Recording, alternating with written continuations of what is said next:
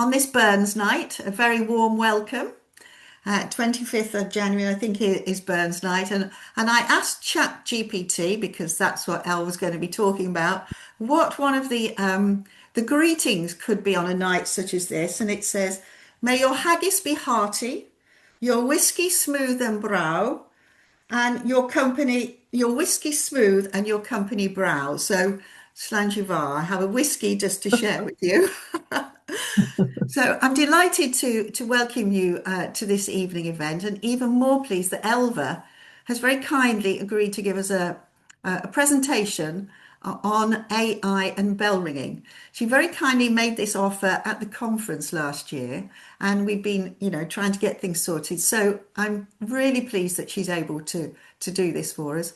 So Elva, over to you. Thank you so much, Annie. Thank you very much. And yes, I was beginning to think, why did I mention that as a good idea as I was preparing this? But hey, I'm going to give it a go.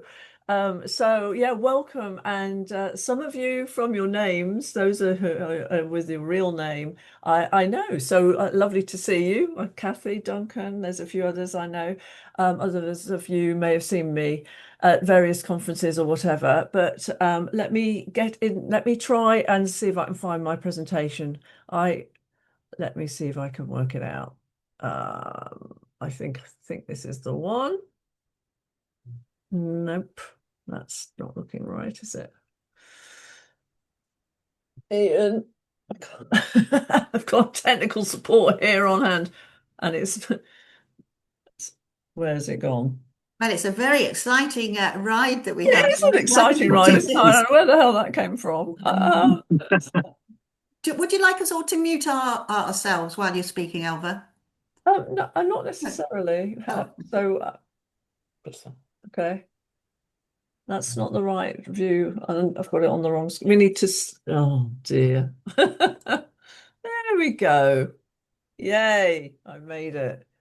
Right. Okie dokie. So here we are. Can people see a screen, a presentation looking thing? Good. Excellent.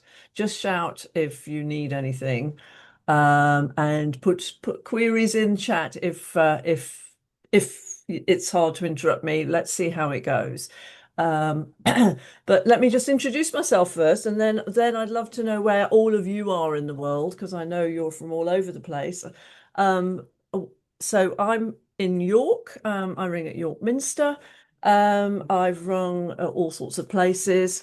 Um, I'm on the Ringing World board. I've been sort of helping to run the youth contest for the last 6 years, and various other sort of central council leadership roles, things like this. But really, I'm speaking to you today because of my personal experience with AI.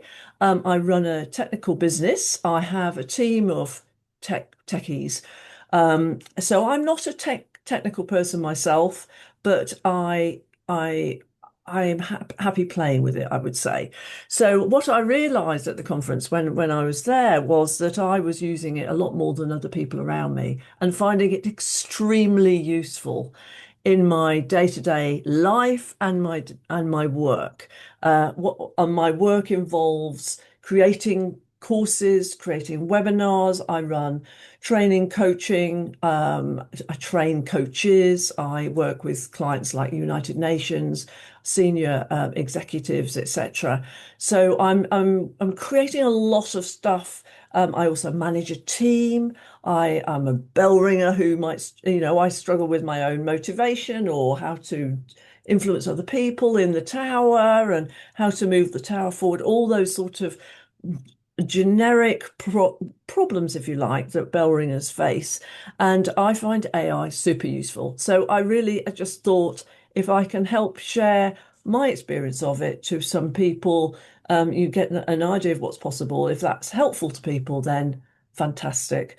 And so let's see how we go. So that's me. Um, what I was planning to cover is a little bit about what AI is and a little bit of history, because it's useful just to see it in in reality. Have a and then start to think about what it can and can't do in ringing. I think it's really struggling to do some things at all at the moment. I'm sure it's going to manage it in due course. It's improving fast, it's moving all the time, but it certainly can do lots of things, and it also it'll surprise you what it can't do and what it can do. It's a thing that needs understanding to really get the value from it, in my experience. So understanding what it can and cannot do is really important. I can show you some worked examples of things that I found useful, and we can talk about risks, limitations, and obviously we can start to think about looking ahead. And you can get clear on what you might want to do next, if anything. And I just want to say thank you, by the way, for completing a little mini survey I sent round, or Annie sent round on my behalf, so I can show you where everyone's up to in terms of AI through the results of that. So that's really useful. I'll go through that in a minute as well. But before I do that, why don't you just pop in the chat where you are in the world? Let's just see where everybody is, just so that everyone feels like they're in the room, so to speak, this virtual room. And perhaps, Annie, can you read out some of the answers to me? Would you mind keeping an eye on the Yes, chat? I'd be very pleased to. I see we've got some international names. We've got Quilla is in Washington. We've Oh, got give it Cara in there. Cheltenham, Kathy in Burnham, Rosalind in Wimborne, Monica in Dorchester, so that's not changed the name, Litchit Matravers, Penrith, Jeff's in Royston, Barnes, Kirklington, There we go. Shropshire, Beverley, Rebecca's in Leicestershire, Victoria's in Essex, and I'm in Warwick. You're in Warwick, Annie. Well done. Right. Okay. Very Oh, good. Excellent. oh, we've got somebody in Wellington as well in New Zealand. Gerald, hi there. Amazing. Right.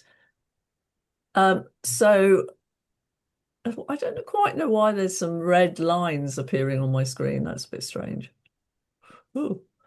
Um, I found, found this image because it feels a bit like this at the moment. I don't know if you know, but the RAC, I used to work for the RAC. The RAC used to provide people officials with flags to walk in front of their car, the people who were members, their cars, to warn people around them that there's a car coming. Obviously, they could only drive as fast as the walker. So it's like, what is the point of a car if it's only going as fast as the walker? But that's what was happening at first. Obviously, that doesn't happen now. Cars are going at, 80, 90 miles an hour, no problem. So AI is a little bit like that. It's like, is really new. It's really powerful, scarily so maybe. And do we understand it? Not quite, not at all, really. So so I feel like we've all got little men with flags walking in front of us going, careful, careful. So really, I guess the main thing about this hour is just to show you some of the things that will perhaps allow you to go a little faster than the walk. So that's the plan. And what we're looking what we're trying to understand, what is the difference between AI and our human intelligence? Because obviously we've got human intelligence, but we've got this other thing available to us now. How is it different? How do they work together? And who's in control and all of these sort of things. So it's all quite interesting stuff. And what we're looking at here is we're with artificial intelligence, we can create this sort of augmented human, if you like, which is it basically can give us more. It can allow us to go further, think further, look further, have more ideas, faster analysis, etc. So we're looking at this middle area, which is when we combine with artificial intelligence, and that is what it's all about. There's some terminology in AI. Now, I'm not a big expert in this, but and they're tricky terms to really. I mean, what they're even explaining them, you still think I still don't really understand them. But it's useful just to mention some because that might be really helpful. So you've got the biggest concept of artificial intelligence, which is about computers emulating human behavior, trying enabling them to learn, make decisions, etc., recognize patterns. Inside of that, you've got machine learning where advanced algorithms are going on, detecting patterns, etc. You've got deep learning, which is for that's referring to data processing, the analytical tasks that might be going on. And inside of that, you've got generative AI, which is a subset of that, which is generating content like text or images or code based on an input. And I think it's really important to remember the word generative is there because it does generate stuff and it we're not used to that. We haven't up to now had a tool that literally generates. Google doesn't do that. My Outlook doesn't do, my Word documents don't do that, nothing, like the phone book doesn't do it. My phone only does it when it's prompted by AI, actually. So there's this generative aspect to the tools, AI tools that we have that I'm talking about. And it's understanding the sense of that and how to use that generative quality, and not overuse it, not use it so that it takes you down paths you don't want to go, for instance, or gives you information which appears true and isn't true, for instance. So we have big opportunities from having generative AI, but we also need to understand what it's doing, where it's coming from, and what therefore to do to manage it. So, I mean, this is just a way of looking at how human intelligence differs from artificial intelligence. Um, Quite interesting to see how the human brain uses so much energy thinking, and modern day computers don't use so much. I thought that was really quite interesting when I spotted this. But we yes, there's this processing that's happening in our own brains, and actually, we don't really fully understand what's going on there, in terms of generating. So, but this is so you can pore over this if you want. I'm sure you'll get the slides afterwards if that's helpful. In terms of history, how have we got? This is new, right? Feels really new, really, really new. Most people, it's most people aren't using it, so,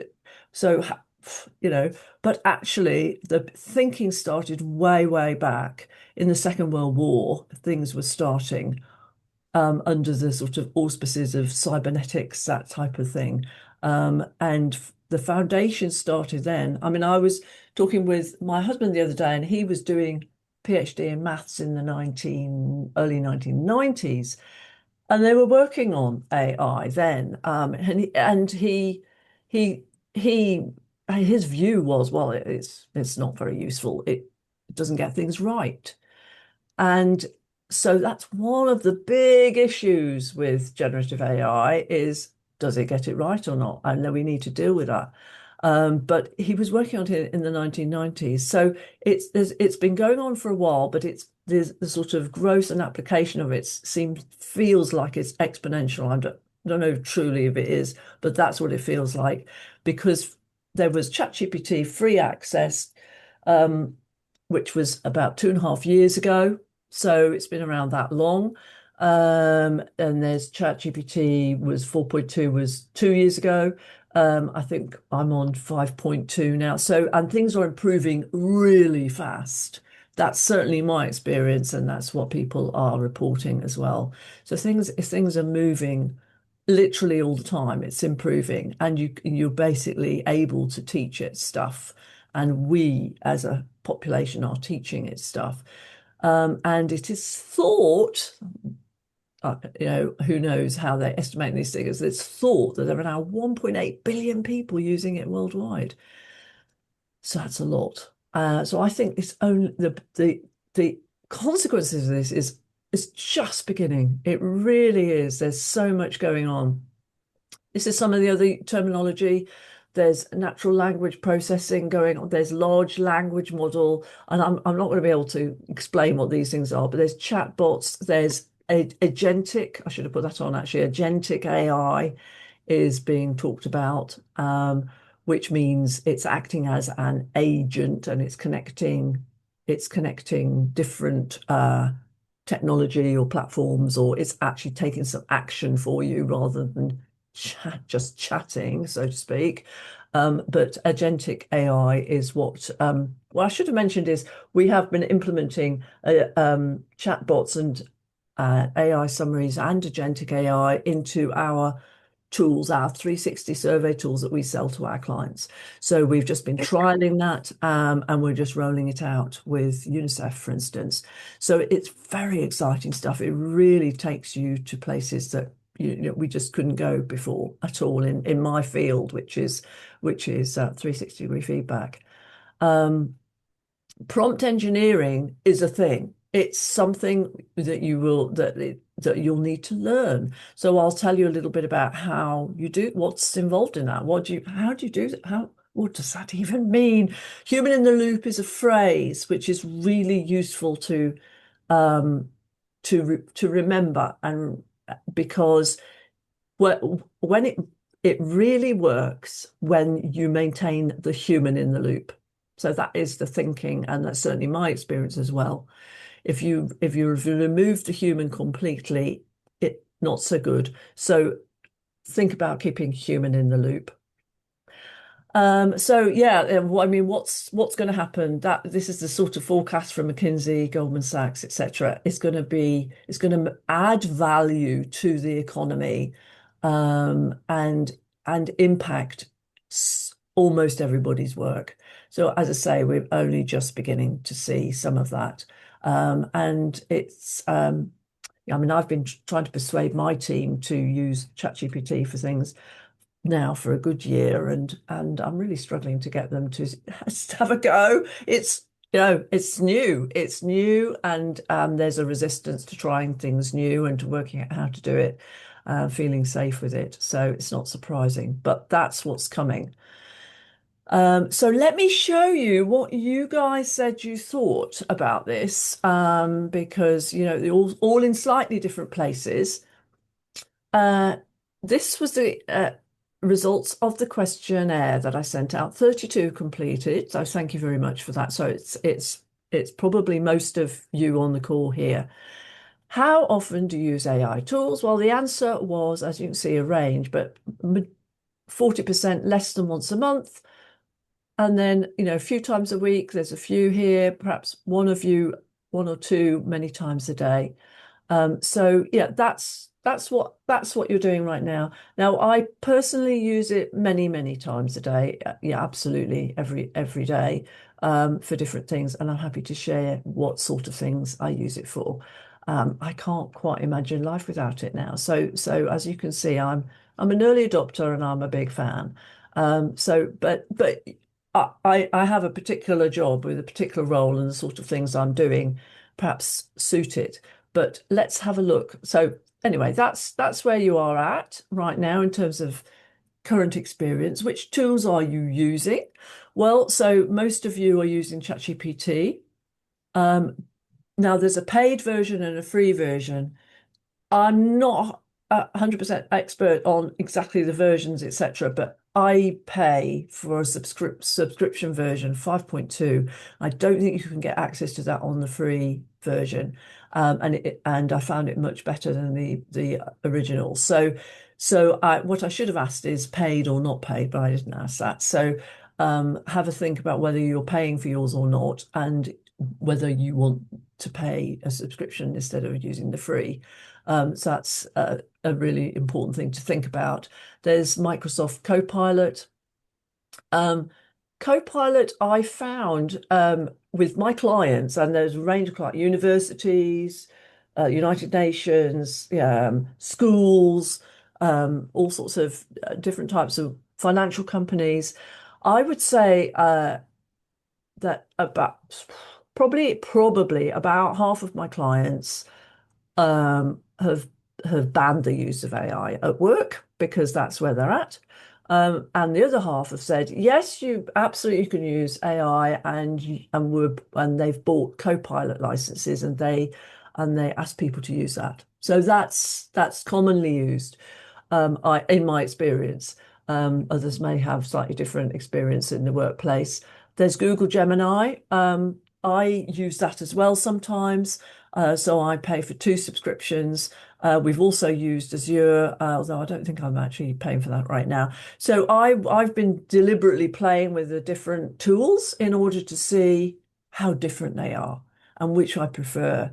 And probably just because it was the first one, I prefer ChatGPT. But sometimes if I want a bit more, I will go and play with the others. And sometimes I deliberately experiment.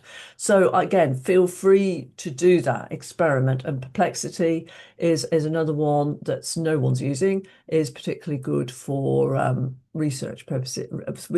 It's really good at giving sources of information. So especially if you want them, if you say, please tell me your view on this and this, and quote your sources. And it will be very good at that. Claude as another one. I've got some details in a slide. I think it's actually a bit later on when to choose what. But so the only other one mentioned by any of you is Ecosia, and I've never actually heard of Ecosia.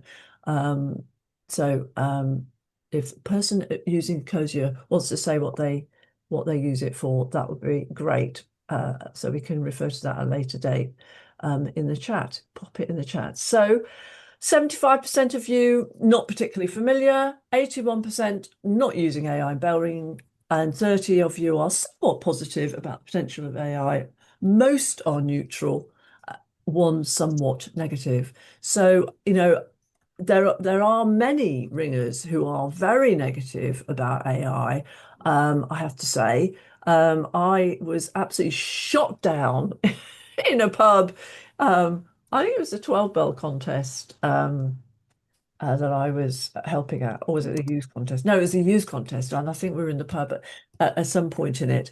And I met with what, how shall I describe it? Strong criticism about how useless it is and dangerous. So I know there's those views, and I do think there are some aspects of ringing where it's really very poor at the moment, and so I'm not surprised. So I think for those people, and some of you maybe these who are very clear that you want everything to be spot on, right, and accurate, and there's no point looking at anything else other than that, then it's going to be a very tricky thing to get your head around um, at the moment, anyway. Oh, Um, Elva, before you go on to the next slide, it's hmm. Rosalind who's using Escocia, if I Aha. said that correctly. Is that right, Rosalind? It's Ecosia. Oh, is Ecosia. it right? Okay. It's a complete environment of a search engine and AI. Aha. But all the it is it's the greenest one. They plant a tree for every search engine query, and all the data center power comes from renewable electricity. Very good. And Very it's good. I use it very happily. I've never good. tried any of the others. Oh, right. Well, I must try that one myself. Very good. Thank you for that. And you pay for it. No, it's free. It's a free one. Yeah. Right. Oh, well, very good. Well, that sounds like well worth a try. Thank you. Mm. Very good indeed. Aspects you'd like to see where AI might help. These were the things that got your vote. Performance analysis was the top one, and then event organization, PR and marketing. Then you've got leadership support, ringer training, and then you've got band communications composition. Help creating training materials and procedures was also mentioned. So across the range, really, but it was interesting to see performance analysis that high, and it really made me think about it. And actually, I've been doing some experimentation in the last week in order to just go, actually, yeah, let's have a look at this. And I'll share with you some of what I found, which was really interesting. So that could be indeed be an exciting way forward, but it's early days, to be honest, in us in developing it, I think. Concerns, what are your most common concerns? Well, accuracy, I've mentioned that already. Yes, you have to know, you have to be careful, you have to verify if accuracy is important. You have to really yeah, know what you where accuracy is important. Not everything accuracy isn't really the issue. So I'll talk a bit more about how to handle that.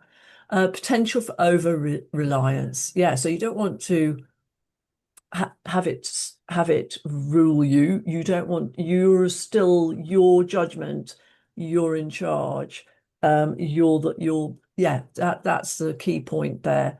The risk of misuse, data breaches. Yes, obviously, this is uh, really important for us to understand. I would, I'm very careful not to put any personal data into any AI tool at all.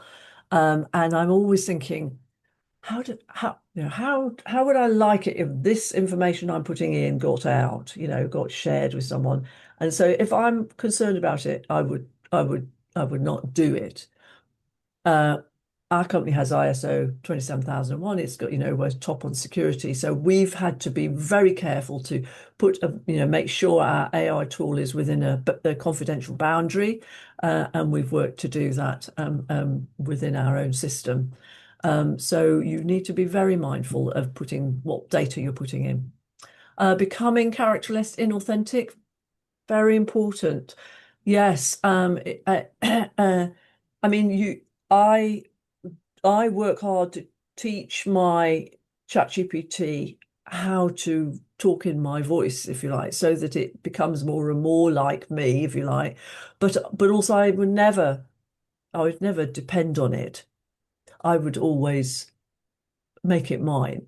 So you have to be it doesn't it requires you to almost think in a higher level.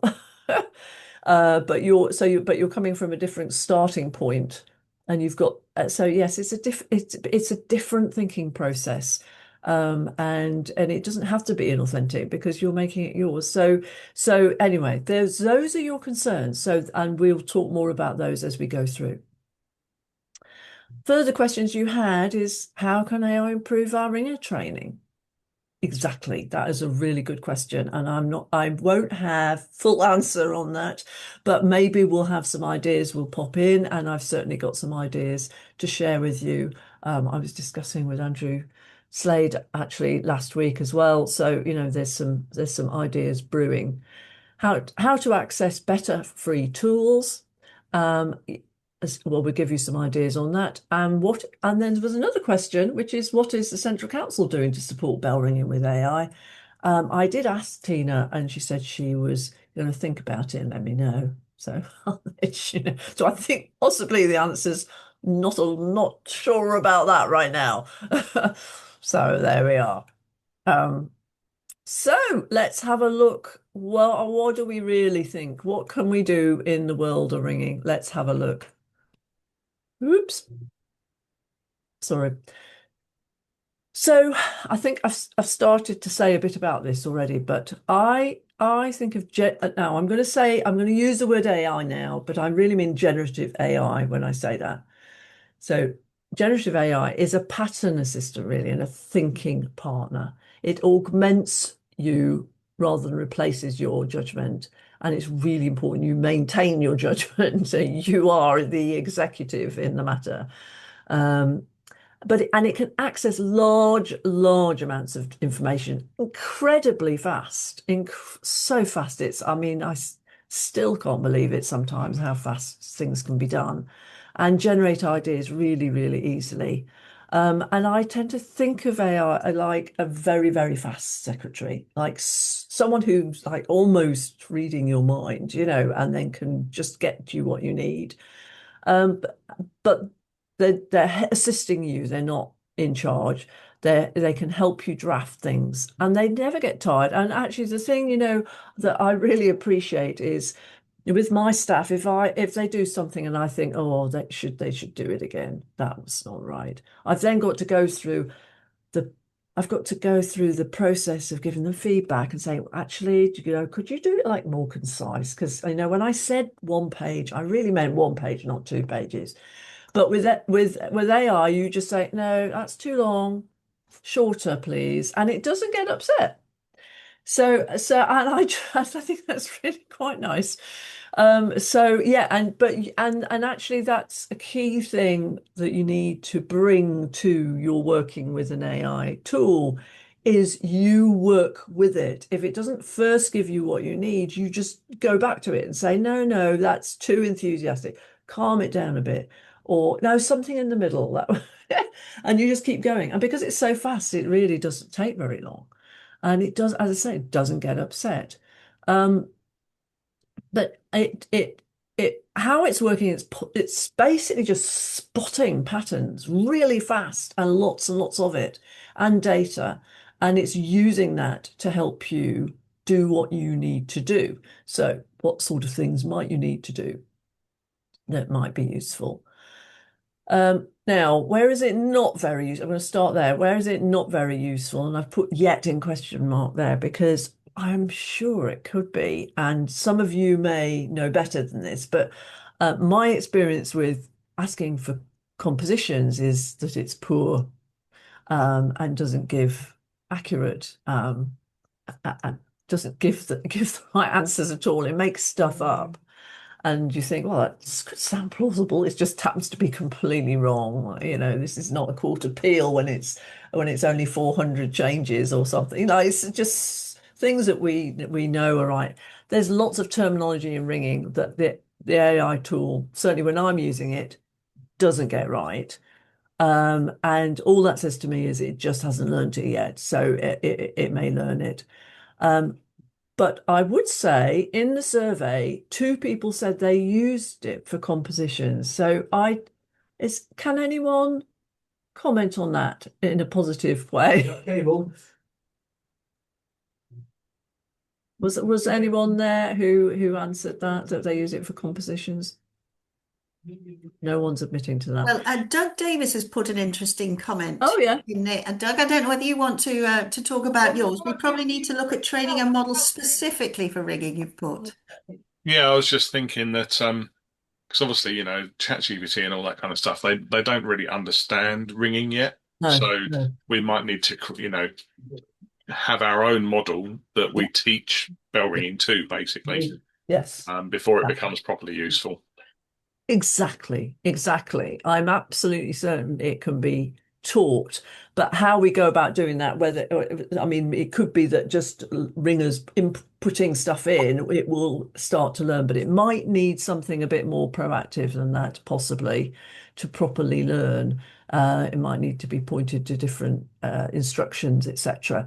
I'm not an expert in composition, so I am not the person to be doing that because I can't really even verify it. So I invite someone else to take that on. But yes, so I wouldn't trust a composition that you got from ChatGPT or proving touches, for instance. I don't think it knows what it's doing there. Also, musical judgment in terms of assessing performances, striking, for instance. We've got tools do that now, and they're getting better and better, aren't they? Of all different range of types. Um, has anybody had success asking a ChatGPT or something similar to assess a piece of ringing? Has anybody had a success in doing that? No one admitting to that, Annie? No. No, no, no. No. No. I did an experiment and I put a really, I don't really know whether good. Doug's got his hand up. Don, have you got your hand up? Or you're just reaching for another whiskey? Maybe not. Sorry, Nothing to sorry, say. on. No problem. I put a really good piece of ringing to ChatGPT and it gave lots of positive, praise. It was fantastic. Then I found a really rough piece of ringing I found and it really didn't know what to say about it. So I think there's again room for improvement there. Um, Ringing skill development is an interesting area also, but and I'll share with you my experiments on that. So I think that is I'm very interested in exploring that, and I think we could really develop that. But it's also it's so we're talking about the sort of technical side of ringing here. And there's a lot to learn about the technical aspects of ringing and the language of ringing for it to learn. But I given how fast it's gone so far, I really am clear it's going to be doing these things. What it can do a good job at right now, though, I can absolutely assure you, it can definitely help you problem solve all sorts of things. It can help you throw ideas around. You might have a band issue. You might have an issue with the church. You might not know whether to, I don't know, ask where to get money from for a new rope, and it can give you some ideas. That sort of thing. It can really help generate ideas to solve your problem and get into a conversation with you about it. Now, one of the key points about AI is that if the more you give it in terms of context and information about what it is you're addressing, the more it's going to be giving you really useful answers. So if you were to say, oh, how do I fix this unmotivated band member? It might come back with some not very useful answers. But if you give a lot more information than that, a bit of detail about what you've tried and how they feel and why is it an issue for you now and then it's likely to come back with better quality answers. So that's just a bit of a tip there. Marketing and advertising. Now, marketing and advertising is that they're not the sort of things that most ringers can do very well. Anyway, creating a poster or a little bit for your, I don't know, church newsletter or something, if you're wanting to generate some interest for new learners. It's tricky stuff to do. And so this is the key opportunity. Think of the things that you find tricky to do, which don't necessarily have a right or wrong answer, but they, this is a bit of a struggle. Go to ChatGPT, have a go, and it might get you started. Even if it's to say, it might come up with an idea and you think, oh no, I don't want that. And then you'll go, and then you can respond to it saying, actually, I don't want that because blah, blah, blah, that's too gushy or too something, and it'll come back with something better. So it allows you to, it's like a creative tool to work with to support you. It can make suggestions on how to do what you might need to do. Again, as I say, things you might struggle with, things that you think, oh, I wish I could do that. It can give you ideas. Emails or letters or communications are tricky.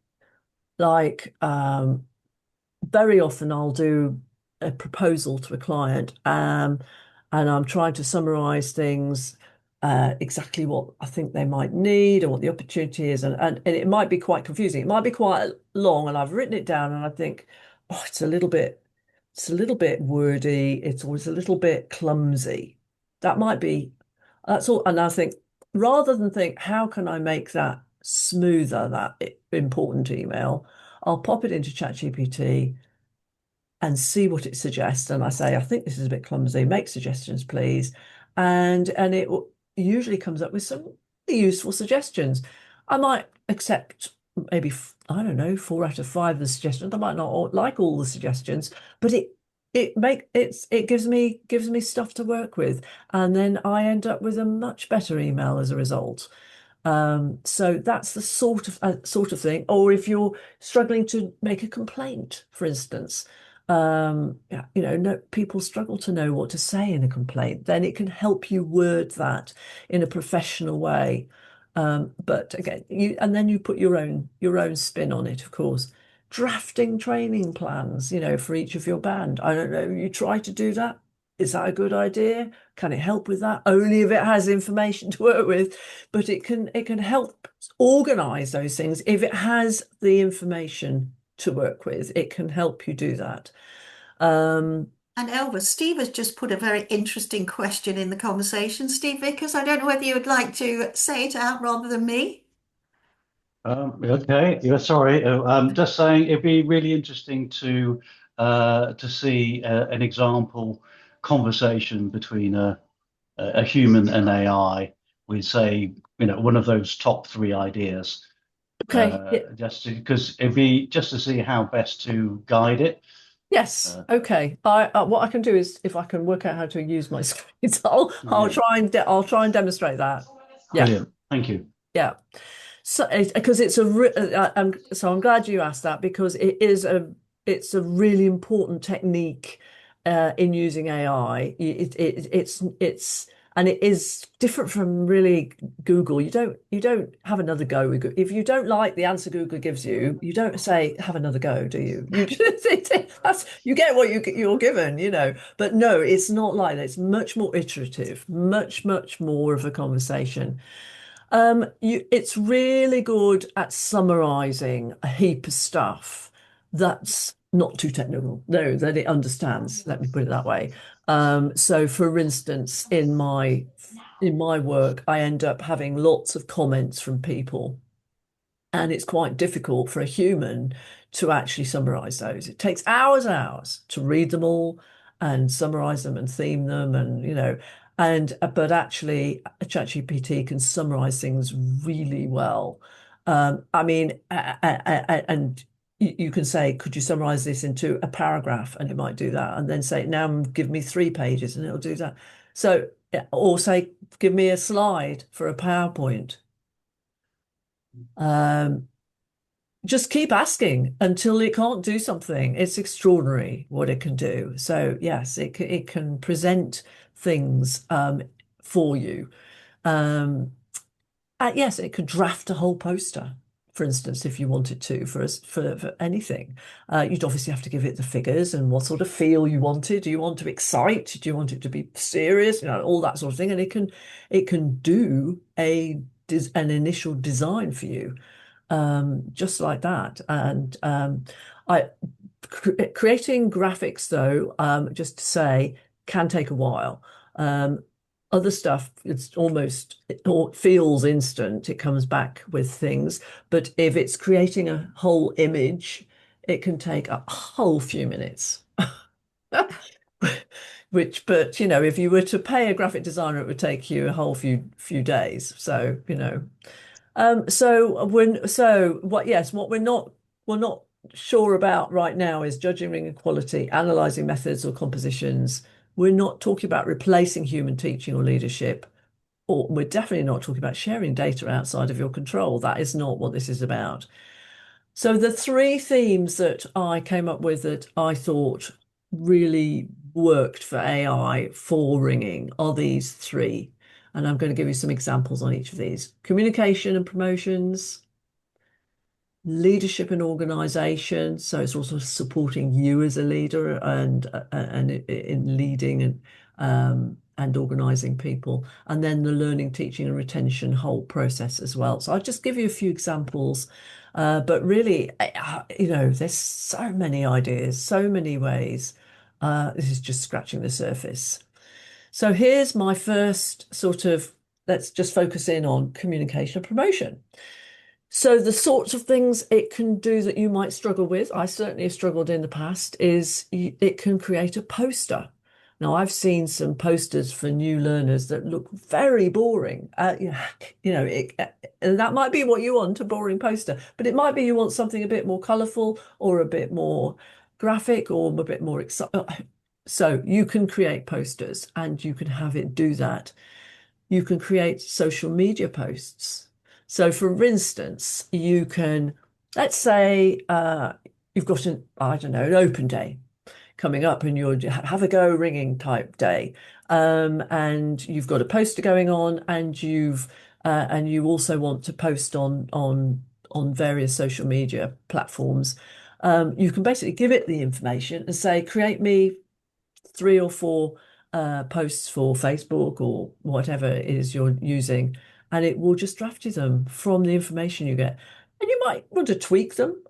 You never have to accept anything it says and use it like it is. Never. It doesn't mind if you if you change it. You just use it to get you going, but it will just create them just like that with all the tags and everything. I don't know how to do social media, so but it will certainly get you going. It can create you a press release. or it's a draft one anyway for you to tweak that you can get out there. And most of us struggle to do press releases. I mean, I have to do PR stuff for the youth contest, and we're working on the 12 Bell in York for this year. And I'm going to have to work on press releases. I'm not an expert, and I know I will get some help. And again, it will be an iterative process, and I'll have to pass them to the PR people in the York Minster, for instance. So, but it will give me ideas.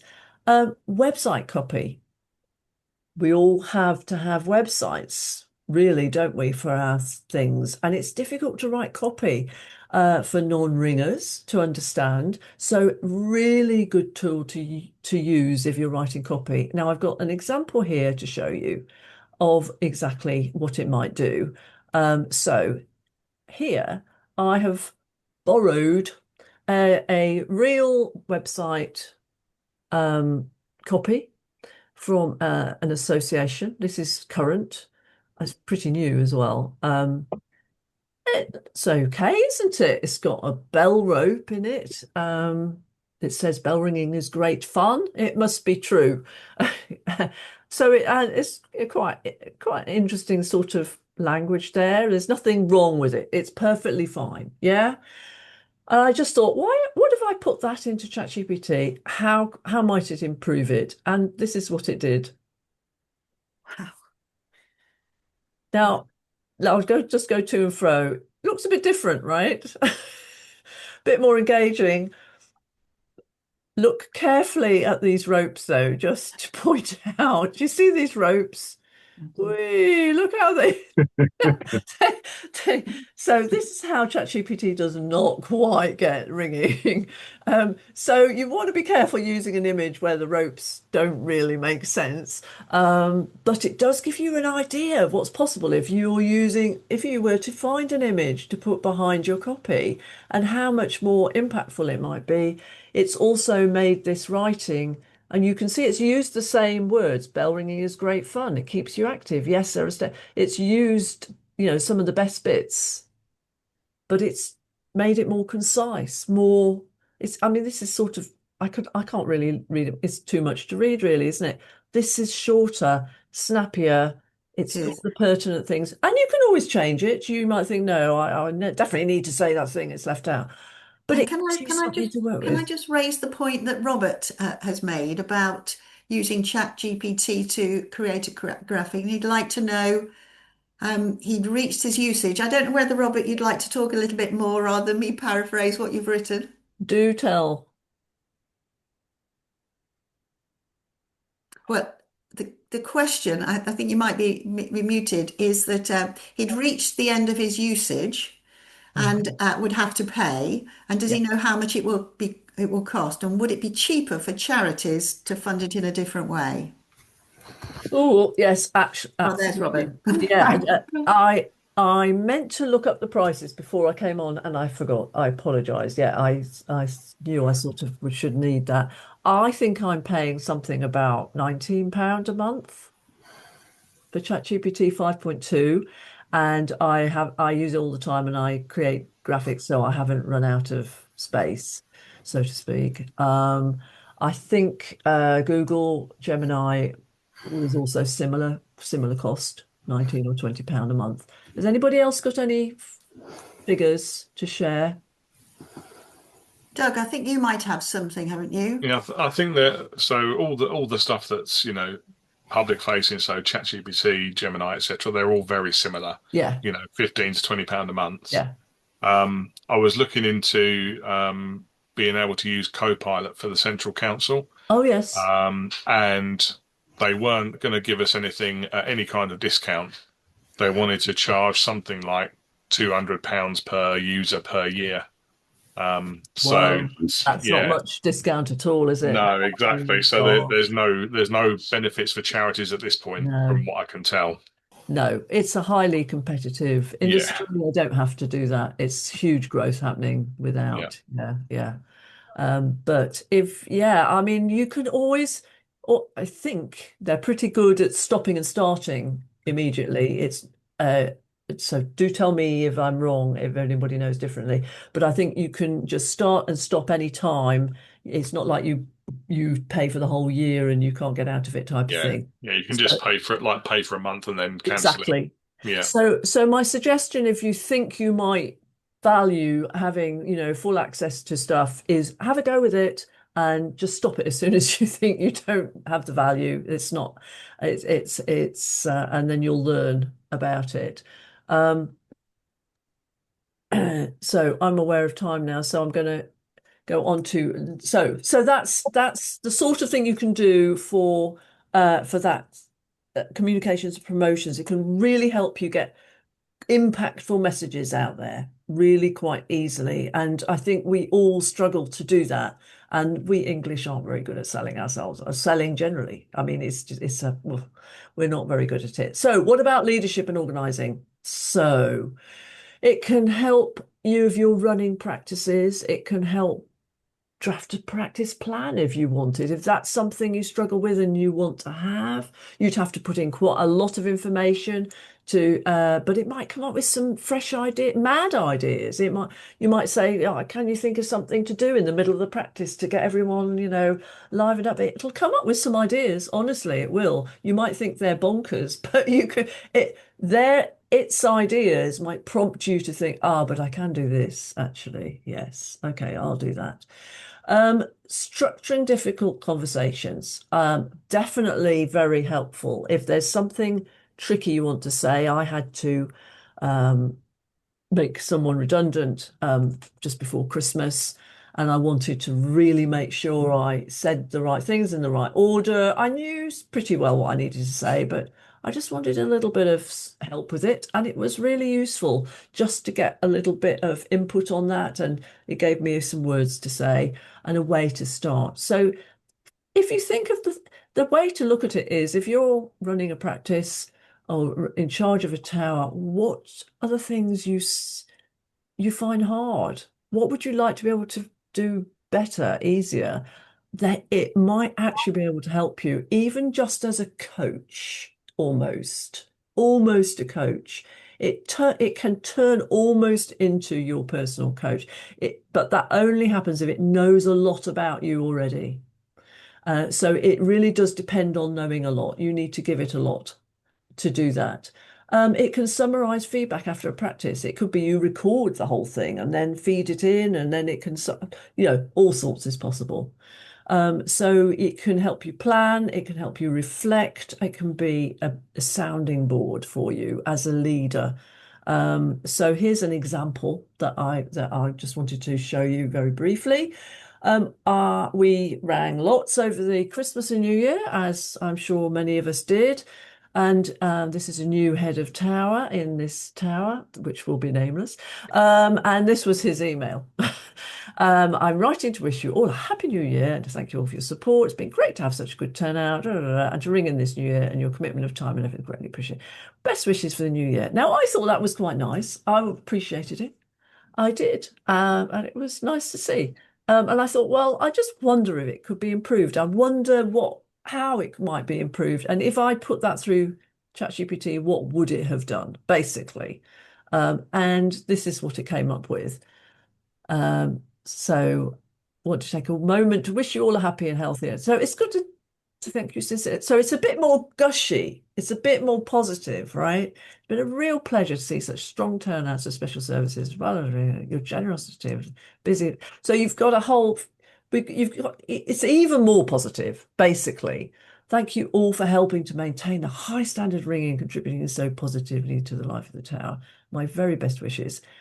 Now, I think if I got that, I if it's the sort of thing he might have said, I would have loved that even more. But but it might be that if he'd wanted to improve his Christmas message, he might have said, actually, no, that's too gushy, and he might have gone back to it saying, could you calm it down a little bit, and they might have come back better, or you just use ideas. So that's the sort of thing. If you struggle with thank you messages, you can get it to write them. So again, we won't have time to have a go with that. Learning, development, and retention. Now, this is a place where I think there's lots of potential. Handling assessments, and I'm going to tell you about my experiment with handling um, in a second. So let me go through the others first, though, because I think this is super exciting. Posturing in reflection review, you can use it to record, oh, this so and so did this, or I did that, and I'm not sure I should be, I'm still not controlling my bell, and how can I do it? A learner can use it to reflect on how they've just rung. And if the tool has sufficient information, and it will over time learn this, it will be able to come back with, well, that's interesting. What can you do next time? And so I think the opportunity here is for us to create some really good tools that we can point our learners to, and as leaders reflecting on how the practice went. The practice was a little flat. I don't know what to do. Oh, well, and you can part of your reflective practice. So, it can just be really healthy to have something to refer to that isn't just, you're moaning to your partner, etc. It can be coaching for the teacher and for the learner. You can use it to plan, and you can use it for ideas to motivate and energize. Definitely, if you're running training or something, you can use it to generate ideas, right? Energizers and icebreakers, etc. So creating of anything really, creating a course, a workshop, a webinar. I mean, I run a lot of webinars, and if I was starting from scratch with a webinar or course of some kind, I would, if I really didn't know what I was doing, and I'm struggling to get started, I might just share my thoughts on ChatGPT. I get ChatGPT to come up with some thoughts, and then I go away and then design it myself. But I would always have the sort of structure and design absolutely decided by myself. And then ChatGPT would fill in, well, what could I say under this topic? What could I say under this topic? What do you think these points? Is there any extra points I could add? That type of thing. So it's a partner in creating a big thing like a training or a presentation or a speech, for instance. You couldn't hand it over to a ChatGPT in totality without that. Handling, Rosalind would like to know if you could analyze a video, if AI could analyze a video and comment on the bell handling. well, funny you should say that. Let me show you. So that's what I was just about to come to. Right, I'm going to tell. When I was preparing this, it got me thinking, and I was thinking, oh my goodness, assessing of handling. This must be huge potential here. So what I did, I was at the practice at the Minster last week, and there was my husband and son, and here they are ringing. They don't look very happy, do they? But he's just laughing now. Data protection. You didn't check my face. I did. Anyway, so there they are. They're ringing the 10th. Is that the 11th? No, 9th and 10th. So these are very heavy bells, by the way, really heavy. I mean, that must be 20 hundredweight, the 10th and in the 9th. The 10th is even heavier. So I took 3 still photographs. So in terms of a video, I'm sure it would assess a video, but I didn't actually test that out. So what there is to do, I think the job to do, that I'd like to do is to work out what is the minimum amount of data that it needs to do a reasonable assessment. Anyway, I had these three photos, and I asked it to assess these ringers, and this is what it came up with.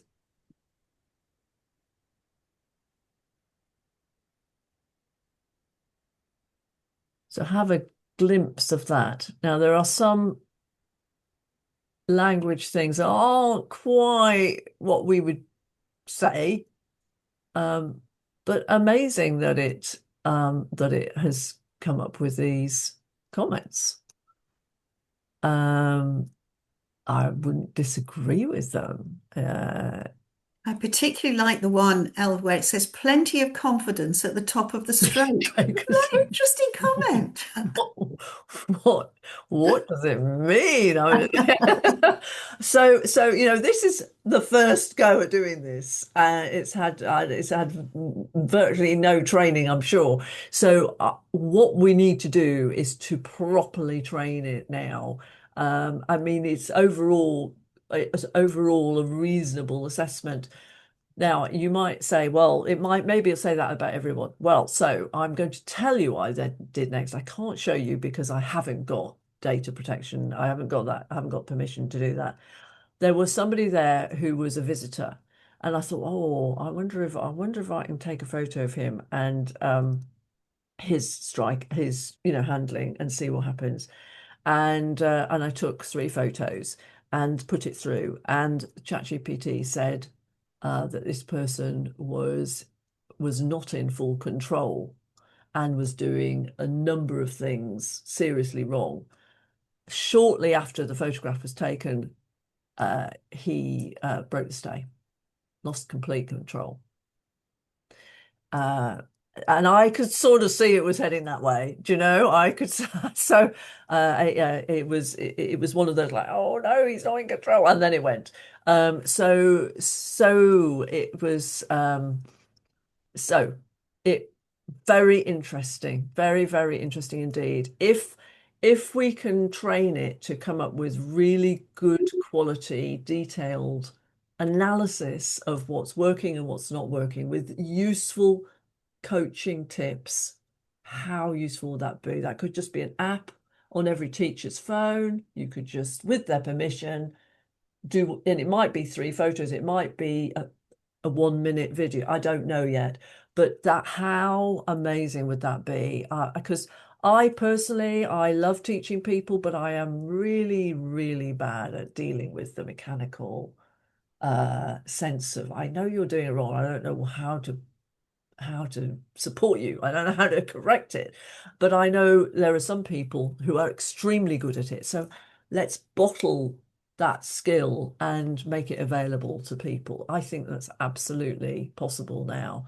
And as I say, Andrew Slade was very interested in possibly doing it. So maybe that's something we can do. Interesting, huh? I just thought this blew my mind, so I thought I'd just show you this example as well. You could take a photograph of your belfry and say, how might I improve this belfry? And I haven't got a belfry, I'm afraid, but I have got my dining room. So I'm going to share with you a picture of mine. So please don't hold it against me, but this is my current dining room, which is, fully used, and there's lots going on, and yeah, lots going on, right? I paint, I play the piano. We don't really use the table very much, blah blah. There's a whole huge printer. And I was just unhappy with this room and I didn't quite know what to do with it. So I got suggestions from ChatGPT one day when I was thinking, I've got to sort this out. And it came up with this image for me. And it's the same room. And what was amazing about it is it created that image in a couple of minutes. And if you look at the fireplace, it's captured lots of the details absolutely right, and then it's completely removed massive parts of the furniture. So you have to be careful. But what it did was just like that show me what that space might look like if I were to remove the table and the piano and the printer. Now, that's not so easy for me to do, but actually, I've already found a home for the piano. I haven't yet found a home for a printer, so if anybody needs a really good printer, let me know. And I've already had some of the chairs moved out. So it inspired me to clear the space. So there we are. Amazing. Lovely comments in the chat, which I've Oh, just really? got What to are they share saying? with you, Elva. Do you sit on the floor now to eat your dinner? Where is the piano? Good that you have a piano. All great comments. Yeah, yeah, we weren't using the table to eat, that's for sure. No, we don't eat on the floor, I can assure you. So it can help you transform your belfry, it can coach you, it can draft a vision, for instance. If you think, where are we going? It can come up with some ideas. It can help you get clear how to develop your own ringing as well. I mean, you will have to give it a lot of information to do that. Um, I'm aware of time actually, so I'm really sorry I'm running a bit over. If I give me 5 minutes, I'll finish off. So tips to working with your AI assistants. The work goes on prompt creation and management. And that's what I was talking about, generating that conversation. So what I might do, I'll end in 5 minutes, and then what I can do is do an example conversation. So if you want to stay on and see that, does that make sense? And you'll see what I mean. But prompt creation is an art. It's like a skill you need to learn, and you need to give it lots of information, and it's well worth it. And then record. And then for important prompts that really work well, you might need to even save them. So it's a whole art. I was talking to a school as a company, a trust that owns, I think, about 12 schools in the West Midlands, and they are really innovative and using AI all the time. And the teacher, well, not all the time, but a lot. And the teachers are guided to use ChatGPT for themselves. And what was I going to say? Oh yeah, what I was going to say was what they've done, they've created a whole piece on their server, place on their server where they've saved prompts that work so that everybody can share the prompt. So it's generated a whole library of prompts. So we've got this whole new world of prompts, which is like, what even is a prompt? That's a whole new concept. So that's the way that's going. I think I've covered all the rest of it. Keep going until it's working for you. Basically, have fun with it. Um, this is some specifics on each of these tools. Some of them are better at some things than others. As I say, my preference is ChatGPT. Google Gemini sometimes helps me. Perplexity is the one that's good for research purposes.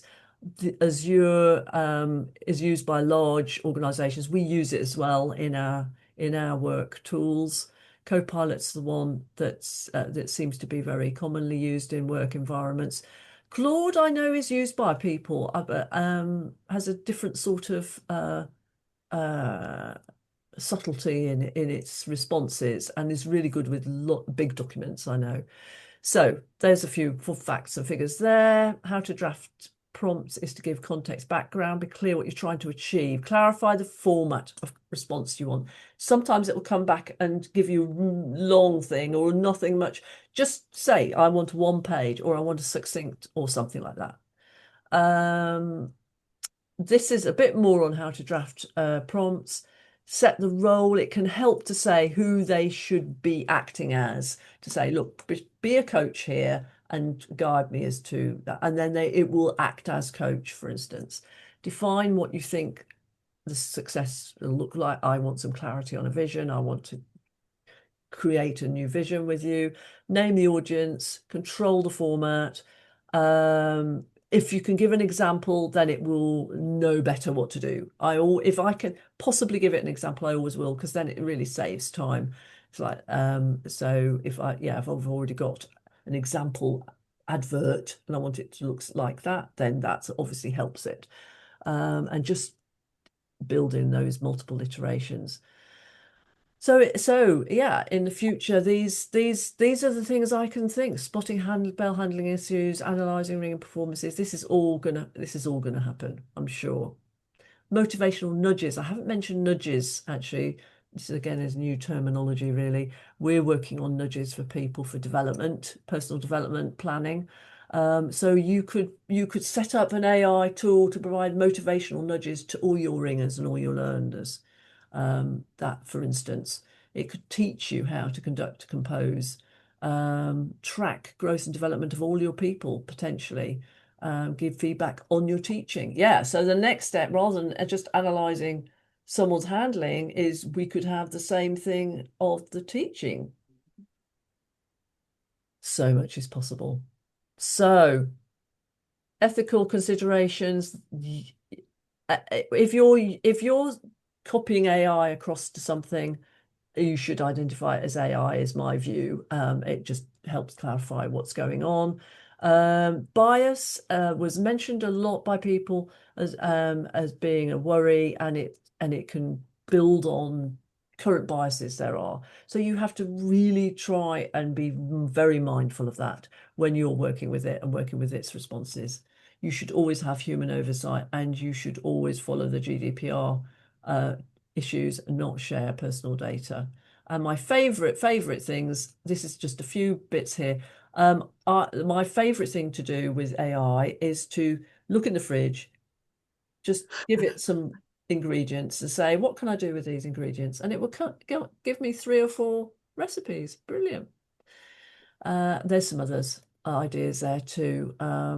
It can provide you an interpretation. It might not be quite right, but it's better than I can do. So you always just have to see it for what it is. So I think that is enough. So in terms of conclusion, what I would say, it's not about changing how we ring at all, but it's about what it can do is support the people who make ringing possible, and really allow us to do better, faster, more creatively. And I shall stop there. Well, Elva, that's been absolutely fascinating. I don't know, and I know, apologies for having overrun a little. I didn't know, does anybody have a quick question or 1 or 2 quick questions for Elva if she's got time?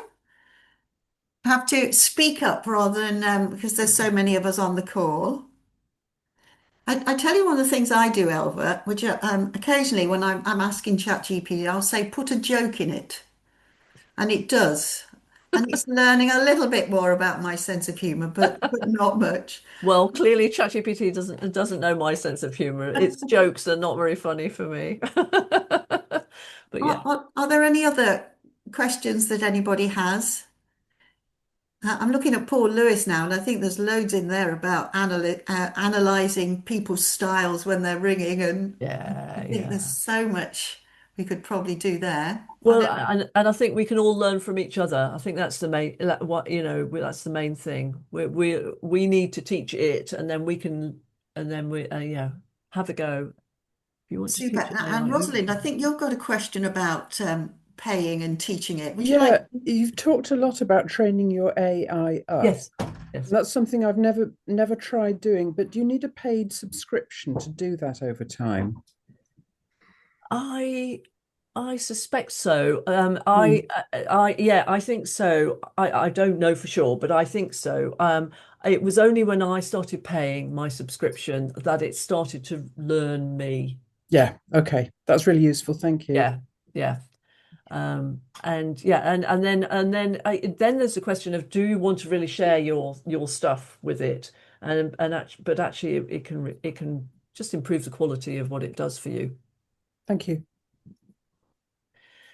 Very good. Well, I'm happy to do a quick demo of a conversation with ChatGPT if people want to hang around, or Well, that would be I would love that, but I know 1 or 2 have already had to drop out. Of So can course. on everybody's behalf, if you have to go, thank you so much, Elva. It's been really thought-provoking.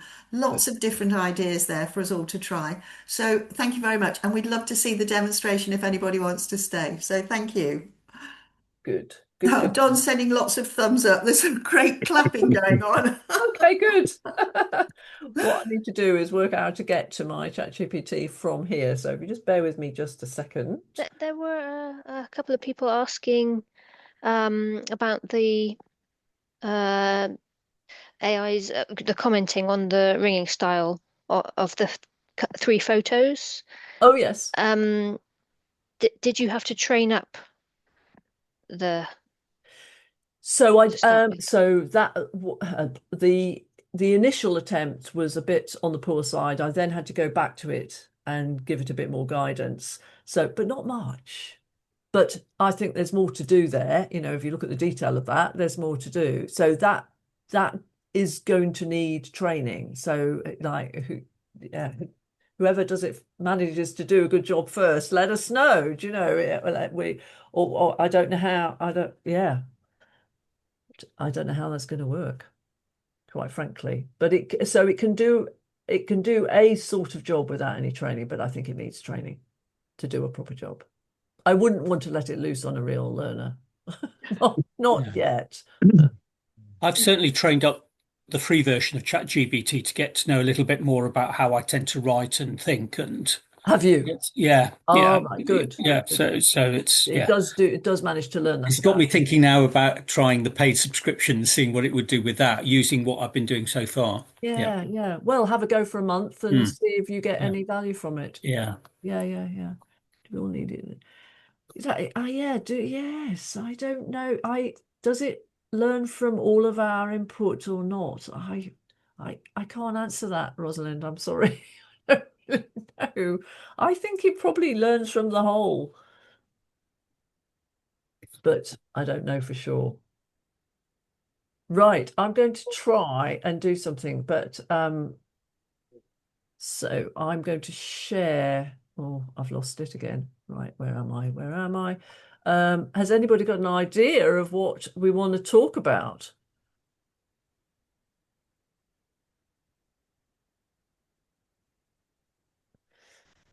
Annie, have you got any ideas? Any problems you want to solve? I've got a couple of things really that, is how one of them could be complaints passed to you by the church office about complaints about the noise on a Sunday morning.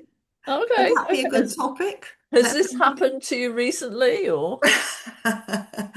It occasionally it tends to be more if we ring during the week. Because we've Right. got people round about, that might be on a night shift and the bells wake them up, or that's Okay. something that's occurred Ringing here. noise over the last few weeks or something. Yes, that's right. 2 attempts on a, weekday morning. No sound, limited sound control. We have limited sound control. And we were ringing on weekday mornings. Yeah. Okay. 9:30 start, 9:30 start. So as you can see, I'm putting some stuff in here which you might think, well, it's all a bit boring, which it is a bit, but let's just see. Suggestions about how to deal with this. Is that what you want? Yep. Oof. Oof. That's a strange oof. Emotionally loaded. You want to calm it, not escalate it. Right, there we go. So first acknowledge, don't defend. Right. So, this is okay. So it's giving you a way of responding in the moment. I'm sorry it's been disruptive. Right, okay. And then clarify who, when. And this is just useful thinking through. Do you need to clarify those things? Reasonable, visible adjustments. So it's trying to solve the problem for you, really, isn't it? Yes. Now, you might not want it to solve the problem that much. You might want to say, so, but here it is. It's if you want, here's some wording you can actually send. So this is an email draft that you could use. But it really depends what you end up wanting to do about it. But it's actually saying, hang on a minute, are you being unreasonable? Here's 9:30 is early, but not outrageous. I don't know. Is it acceptable? It's trying to help you just unpick it a bit, isn't it? Yeah. But if this was real, Annie, where would you end up at this point, do you think? Well, there's certainly a lot more detail there in the Central Council guidelines as well. Just tell them when you're going to ring. I think that's what Is that what it says? Abbreviating that. I don't know. I'm not being very fair there, really. No, but it's helpful stuff. You will end up in a.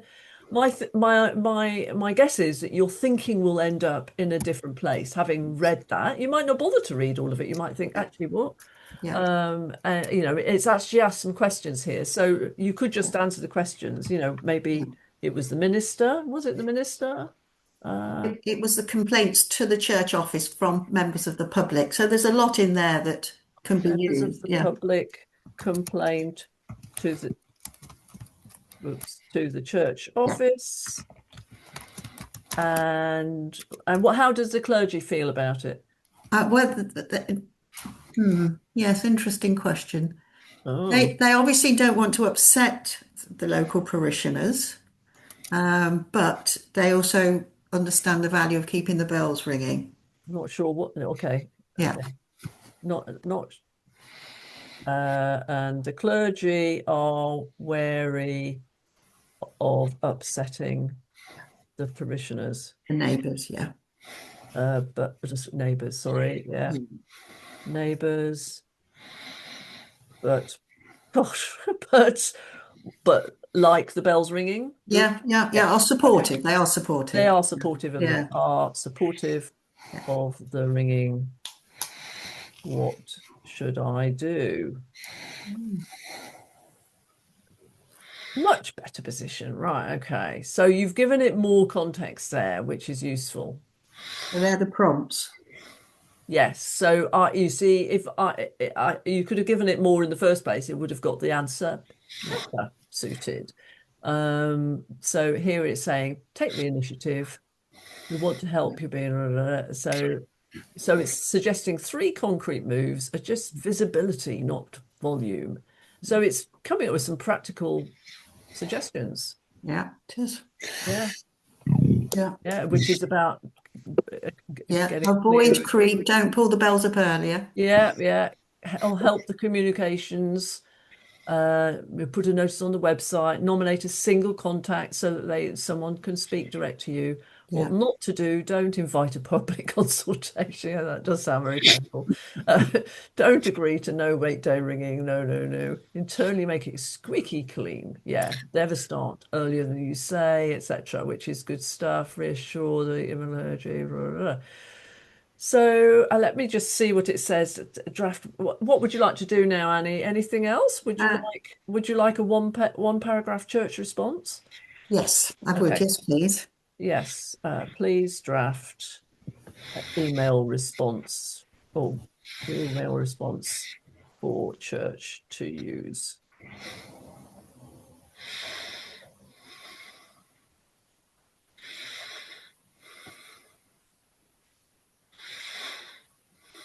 So you could have that.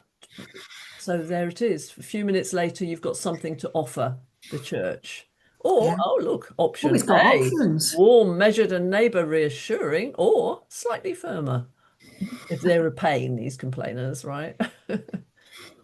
Basically, bell ringing is established, valued. Go away. A quick tip for the clergy.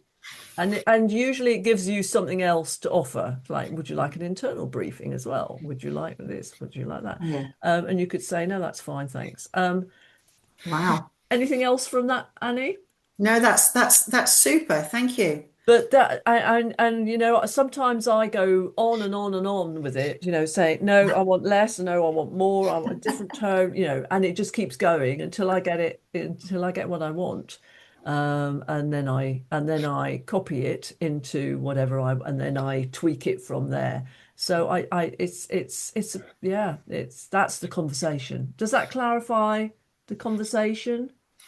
Does for me. Does anybody have anything else they'd like to raise? It's wonderful for me. Thank you. If anybody wants me to do a problem now, we can do one. Do it.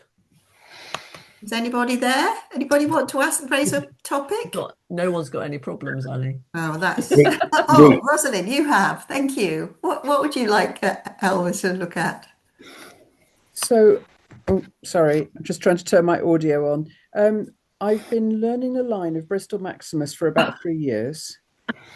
I can ring it if somebody's standing behind me, but I always go wrong in the same place in 12th place bell, and I really am stuck.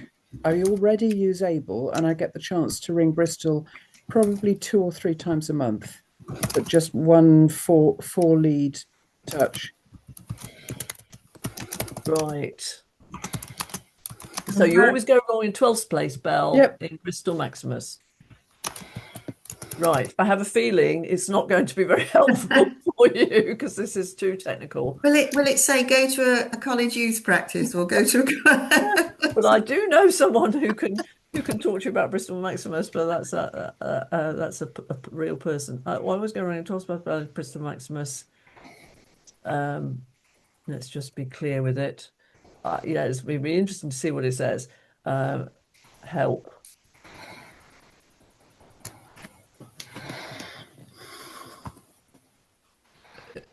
Oh, yes. Oh, it's notorious. Oh, You're absolutely not alone. Now, yep, that's the place. The pink bit, I think. I've watched. Ian, come and see. Is this what's this correspond? Any Think other Bristol blocks. Maximus ringers, please, add Ian's a a comment. real expert at Bristol. He's got a whole way of doing it. This is about structure, not bravery. Stop thinking lead, think blocks. Is that fair? Yeah. It's true. Yes, you see the call pattern. Get out of the red zone. Well, that's interesting. I'm making this all takes that will all take working through. It's quite a lot there, right? Goodness me.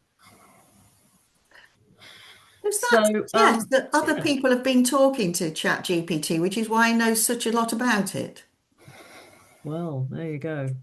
There you go. Bristol 16. Let me show. In terms of blocks, I've just been given this, by the way. This is what Bristol looks like. Bristol 16 looks like that. But I ring it by the line, so I don't ring it by blocks at all. So that's a whole thing. Maybe I could say that. How do I ring by blocks? Because that's not how I do it.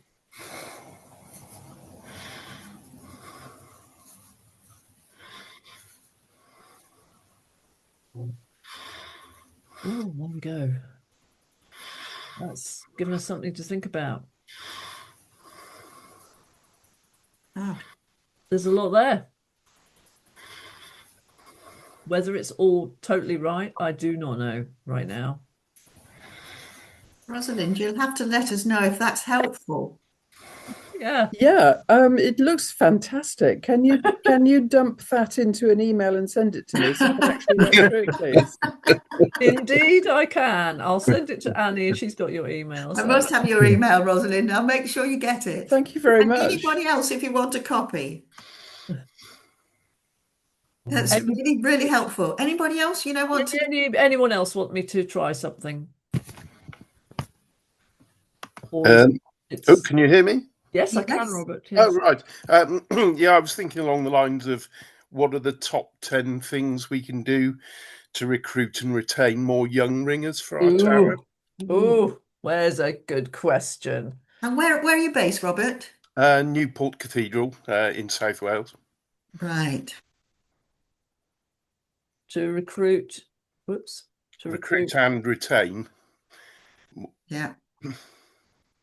More young ringers for and you'll want young ringers specifically. You probably need to say bell ringers, do you? So it knows what we're talking about. I might know. It might. Let's see. Shall I put in your area? Sorry, where did you say you were? South Wales. Oh, South Wales. South Wales.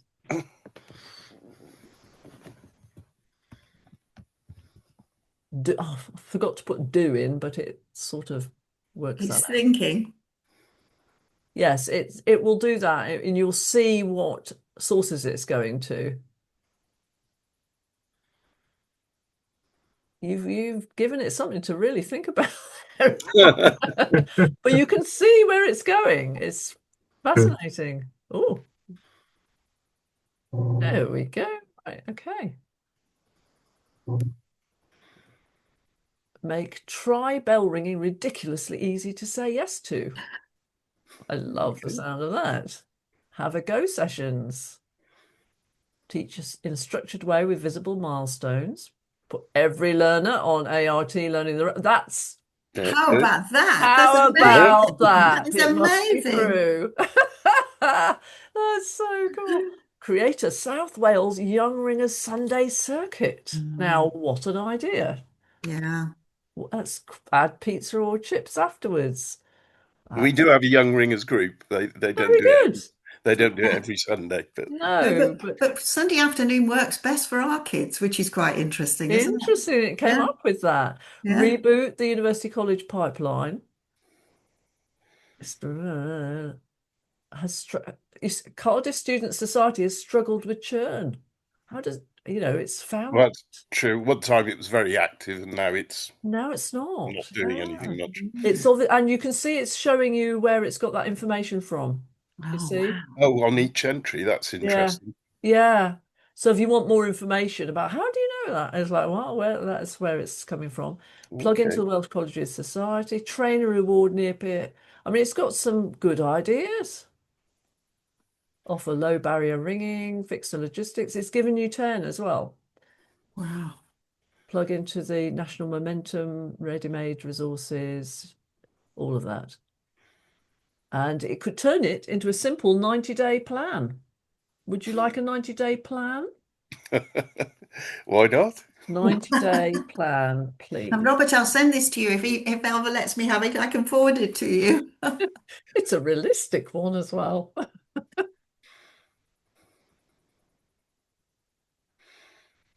There we are. It's got some targets, 10 to 15 new under 30s, aiming to retain at least 6. And then it's got a steering group, choose friendly towers, lock in one beginner pathway, try Bellringing message, no waffle, no history lesson, book their dates. There it is. That's really interesting. That's pretty good, actually.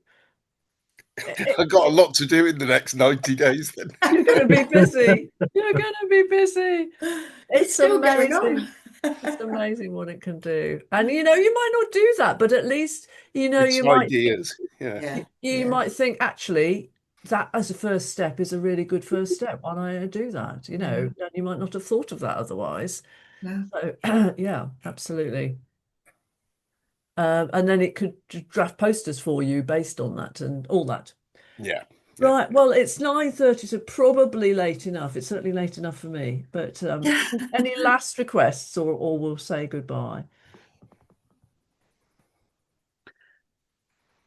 Well, I think that's been absolutely fascinating. Thank you so much, You're very Elva. welcome. Oh, Kari, you've got your hand up, haven't you? Oh no, it's clapping. Clapping. Clapping. I don't I'd like mind to say a big, big thank you to Elva for putting all that together. It's brilliant. Good. Thank you.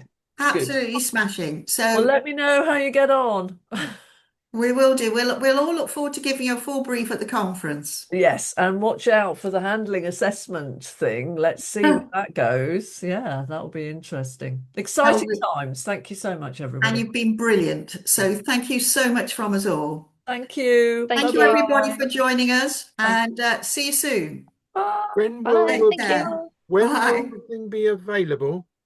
I can pass it to Annie. So Annie, you can pass I it. can get it shared with us all. Yes. Yeah, Thank lovely. you. Thanks, Elva. That'd be brilliant. Thanks, Bye. Frank. I'll get it shared.